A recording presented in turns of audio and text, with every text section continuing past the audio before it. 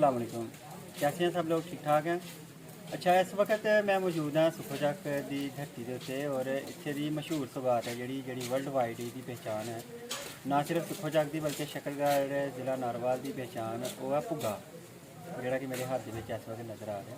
और असी मौजूद हाँ चाचा जी की नाम है लियाकत अली। माशाल्लाह जी, चाचा जी लियाकत अली साहब की दुकान से मशहूर है और इन्हों का भुग्गा बड़ी दूर दूर तक जाता है। बड़े लोग दूर दूर तक आते हैं और इन्हों को लैके जाते हैं। अज असी छोटी जी वीडियो इन्हों को पूछने की कोशिश करांगे कि आखिर इन्ना ज़्यादा जायका इन्होंने चीज़ों के देख रहे होने हो पकौड़े ने बूर है, इस तो इलावा एक होर चीज़ है इन्हू गुने किया जा रहा है। गुने चाचा जी, ये गुने की शाय है? मिठे होंगे जी।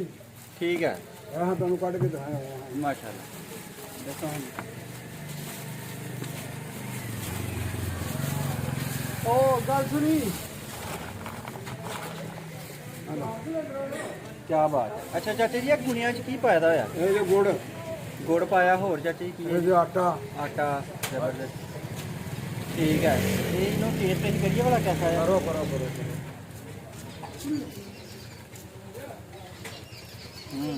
वाह जी वाह। चाचा जी का भठोरू तरह का जायका लगता है। भठोरी होंगे खट्टे होंगे मेरा पीस। ठीक है, भठोरू वाला फार्मूला मतलब। ठीक है जी, बड़ी मजे की शाय है जी, जबरदस्त। अच्छा चाचा जी, ये भुग्गा है ਤੁਹਾਡਾ? भुग्गा ਇਹਦੇ ਚ ਹੋਇਆ ਕੀ ਪਾਇਆ ਦਾ? ਹੋਇਆ ਪਾਇਆ, ਹਾਂਜੀ। ਤੇਲ ਪਾਇਆ ਦੇ, ਸੌਂਗੀ ਪਾਈ ਦੀ, नजर आ रहा है सब कुछ, बिल्कुल ठीक है। खोया और दूध जाएगा, मतलब दूध के नाल खोया तैयार करना? हाँ जी हाँ जी आप ही तैयार करना? हाँ जी।